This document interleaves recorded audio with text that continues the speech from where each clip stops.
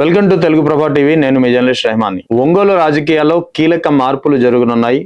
ముఖ్యంగా రానున్న కాలంలో ప్రకాశం జిల్లా ఒంగోలు రాజకీయాల్లో ముఖ్యంగా వైఎస్ఆర్ కాంగ్రెస్ పార్టీ ముఖ చిత్రం మారుతుందా అంటే ఖచ్చితంగా అవుననే సమాధానం వినిపిస్తుంది. ఇందుకు తగ్గట్టుగానే ముఖ్యంగా వారసుల నుంచి వస్తున్నటువంటి ఒత్తిడి కారణంగా వైసీపీ మాజీ నేతలు తిరిగి వైఎస్ఆర్ కాంగ్రెస్ పార్టీ వైపు చేరేందుకు ప్రయత్నాలు ముమ్మరంగా చేస్తున్నారనే సమాచారం తెలుస్తోంది. దీనికి సంబంధించినటువంటి ముఖ్యంగా వైఎస్ఆర్ కాంగ్రెస్ పార్టీకి సంబంధించినటువంటి మాజీ నేతలుగా ఉన్నటువంటి మాగుంట శ్రీనివాసరెడ్డి, అటు బాలినేని శ్రీనివాసరెడ్డి, ఈ ఇద్దరి వారసుల నుంచి వస్తున్నటువంటి ఒత్తిడి మేరకు ఈ ఇద్దరు తిరిగి వైసీపీలో చేరే అవకాశాలు కనిపిస్తున్నాయి. ఆ దిశగా ప్రయత్నాలు జరుగుతున్నాయని చెప్పి సమాచారం అందుతుంది. ముఖ్యంగా మాగుంట శ్రీనివాసరెడ్డి గురించి తెలుసుకుంటే, మాగుంట శ్రీనివాసరెడ్డి గతంలో ఒంగోలు ఎంపీగా వైఎస్ఆర్ కాంగ్రెస్ పార్టీ నుంచి ఉన్నారు.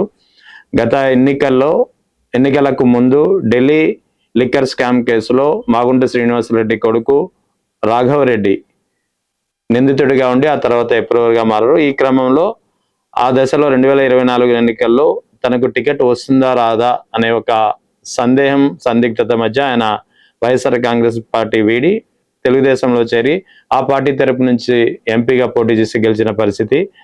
అదే ఎన్నికల్లో 2024 ఎన్నికల్లో ఒంగోలు అసెంబ్లీ నుంచి పోటీ చేసినటువంటి మాజీ మంత్రి బాలినేని శ్రీనివాసరెడ్డి ఓటమి పాలయ్యారు. ఆ తర్వాత తెలుగుదేశంలో చేరాలా, పార్టీ నుంచి బయటకు వచ్చేసిన తర్వాత తెలుగుదేశంలో చేరాలా, జనసేనలో చేరాలా అనే మీమాంసలో చివరికి జనసేనని ఎంచుకున్నారు. అయితే ఇప్పుడు అక్కడ జనసేనలో ఆయనకి తగిన గౌరవం లభించడం లేదు. అటు టీడీపీలో ఇటు జనసేనలో కూటమి పార్టీలో ఉన్నా సరే అతను ఏమాత్రం గౌరవం లభించడం లేదు అనే ఒక వాదన ఖచ్చితంగా వినిపిస్తుంది. ఈ క్రమంలో వారసుడు ఎవరైతే ప్రణీత్ రెడ్డి రాజకీయ భవిష్యత్ కోసం బాలినేని శ్రీనివాసరెడ్డి చూస్తున్నారో, ప్రణీత్ రెడ్డి రాజకీయ భవిష్యత్ కోసం బాలినేని శ్రీనివాసరెడ్డి, మాగుంట రాఘవరెడ్డి రాజకీయ భవిష్యత్ కోసం మాగుంట శ్రీనివాసరెడ్డి పెద్ద ఎత్తున ప్రయత్నాలు చేస్తున్నారు.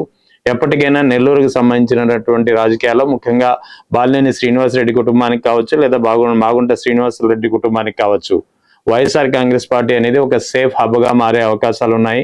అందుకే టీడీపీలో కానీ అటు ఆయన జనసేనలో కానీ అవసరాలకు తగ్గట్టుగా మారే అవకాశాలు మారిన రానున్న కాలంలో మాత్రం ఫ్యూచర్లో మాత్రం ఒక సేఫ్ జోన్, ఒక సేఫ్ షెల్టర్ మాత్రం ఖచ్చితంగా వైఎస్ఆర్ కాంగ్రెస్ పార్టీని అనే అంచనాలో ఉన్నందునే ఆ పార్టీలో చేరేందుకు తిరిగి వారసుల నుంచి వస్తున్నటువంటి ఒత్తిడి కారణంగా నేతలు కూడా ప్రయత్నాలు చేస్తున్నట్టు సమాచారం తెలుస్తుంది. ముఖ్యంగా బాలినేని శ్రీనివాసరెడ్డి శిబిరం నుంచి అయితే ఇప్పటికే జగన్ పార్టీలో చేరేందుకు పెద్ద ఎత్తున ప్రయత్నాలు జరుగుతున్నాయి. కానీ వైఎస్ఆర్ జగన్ నుంచి, వైఎస్ఆర్ కాంగ్రెస్ పార్టీ నుంచి ఎలాంటి గ్రీన్ సిగ్నల్ లభించకపోవడం వల్లే ఇది కాస్త సందిగ్ధంలో పడిందని చెప్పి తెలుస్తుంది.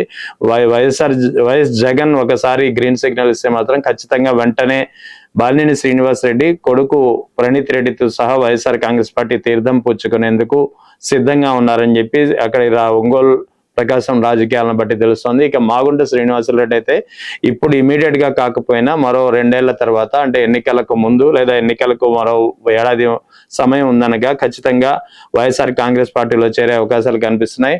ఈయన 2024లో పార్టీ నుంచి బయటకు వచ్చి టీడీపీ తరఫున పోటీ చేసి గెలిచినా సరే, బాలినేని అయితే వైఎస్ఆర్ కాంగ్రెస్ పార్టీని వీడిన తర్వాత వైఎస్ఆర్ కాంగ్రెస్ పార్టీపై, వైఎస్ జగన్ పై విమర్శలు చేసిన పరిస్థితి. కానీ మాగుంట శ్రీనివాసరెడ్డి మాత్రం వైఎస్ జగన్ పై కానీ పార్టీపై కానీ ఎటువంటి వ్యక్తిగత లేదా పార్టీ పరంగా ఎటువంటి విమర్శలు చేయలేదు. కేవలం పార్టీ మారి ఆ పార్టీలో కొనసాగుతున్న పరిస్థితి. సో ఈ క్రమంలో మాగుంట శ్రీనివాసరెడ్డి పట్ల పెద్దగా వ్యతిరేకత లేదు. మాగుంట శ్రీనివాసరెడ్డికు ఒకవేళ పార్టీలో చేరితే ఖచ్చితంగా జగన్ ఆహ్వానించే పరిస్థితే కనిపిస్తోంది. సో అందుకే రానున్న ఎన్నికల్లో ఒకవేళ మాగుంట శ్రీనివాసరెడ్డి తన కుమారుడు రాఘవరెడ్డికి ఎంపీ లేదా ఎమ్మెల్యే టికెట్ కోసం ప్రయత్నాలు చేసే దిశగానే వైఎస్ఆర్ కాంగ్రెస్ పార్టీలో చేరేందుకు మార్గం సుగమం చేసుకుంటున్నారని చెప్పి తెలుస్తుంది. ఇందుకు తగ్గట్టుగానే ఏర్పాట్లు జరుగుతున్నాయి. అయితే ఇమీడియట్ గా కాకపోవచ్చు, ఎందుకంటే ప్రస్తుతం ఎన్నికలకి ఇంకా చాలా సమయం ఉంది కాబట్టి ప్రస్తుతం వాళ్ళ వ్యాపార అవసరాల రీత్యా, ఇతర అవసరాల రీత్యా ప్రస్తుతానికే తెలుగుదేశం పార్టీలోనే కొనసాగి ఎన్నికలకు ముందు మరో ఏడాది సమయం ఉందనగా వైఎస్ఆర్ కాంగ్రెస్ పార్టీలో చేరే అవకాశాలు ఉన్నాయి. సో ఇటు మాగుంట శ్రీనివాసరెడ్డి కొడుకు కోసం మాగుంట శ్రీనివాసరెడ్డి వైఎస్ఆర్ కాంగ్రెస్ పార్టీ తీర్థం పుచ్చుకుంటే, అటు బాలినేని శ్రీనివాసరెడ్డి ప్రణీత్ రెడ్డి కోసం వైఎస్ఆర్సీపీలో చేరేందుకు ప్రయత్నాలు చేస్తున్నారు. ఈ ఇద్దరిని ఒకవేళ ఆ పార్టీలో ఆహ్వానిస్తే మాత్రం వైవి సుబ్బారెడ్డి పరిస్థితి, వైవి సుబ్బారెడ్డి కొడుకు కొడుకు పరిస్థితి ఏంటి, వైవి సుబ్బారెడ్డి కుమారుడి కోసం విక్రాంత్ రెడ్డి కూడా రాజకీయ భవిష్యత్తు కోసం ఆయన చూస్తున్న పరిస్థితి. సో ముగ్గురు నేతలు, ఇటు వైవి సుబ్బారెడ్డి, బాలినేని శ్రీనివాసరెడ్డి, మాగుంట శ్రీనివాసులు రెడ్డి, ముగ్గురు నేతలు తమ వారసుల కోసం పెద్ద ఎత్తున ప్రయత్నాలు చేస్తున్నారు. వైవి సుబ్బారెడ్డి ఇప్పటికే పార్టీలో కీలకంగా వ్యవహరిస్తున్న తరుణంలో విక్రాంత్ రెడ్డికి రానున్న ఎన్నికల్లో అసెంబ్లీ లేదా మాక్సిమం అసెంబ్లీ నుంచి ఒంగోలు అసెంబ్లీ స్థానాన్ని కోసం ఆయన ప్రయత్నాలు చేస్తున్న పరిస్థితి.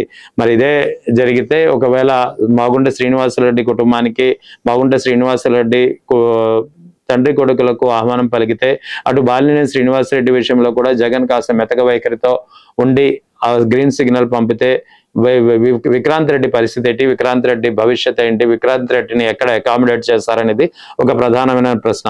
ఒకవేళ విక్రాంత్ రెడ్డి వర్సెస్ రాఘవరెడ్డి, బాలినేని మాగుంట శ్రీనివాసరెడ్డి కొడుకు పరిస్థితే, ఇద్దరి మధ్య పోటీ తలెత్తే పరిస్థితి ఉంటే జగన్ విక్రాంత్ రెడ్డి వైపు మళ్ళుతారా అనే అనుమానం కూడా మాగుంట శిబిరంలో లేకపోలేదు. సో ఈ అన్ని అనుమానాల మధ్య ఒక పార్టీ పరంగా, ఒంగోలులో రాజకీయాల పరంగా అయితే బాలినేని శ్రీనివాసరెడ్డి ఇమీడియట్ గా పార్టీ నుంచి గ్రీన్ సిగ్నల్ వస్తే మాత్రం వైసీపీ తీర్థం పుచ్చుకునేందుకు సిద్ధంగా ఉన్నారు.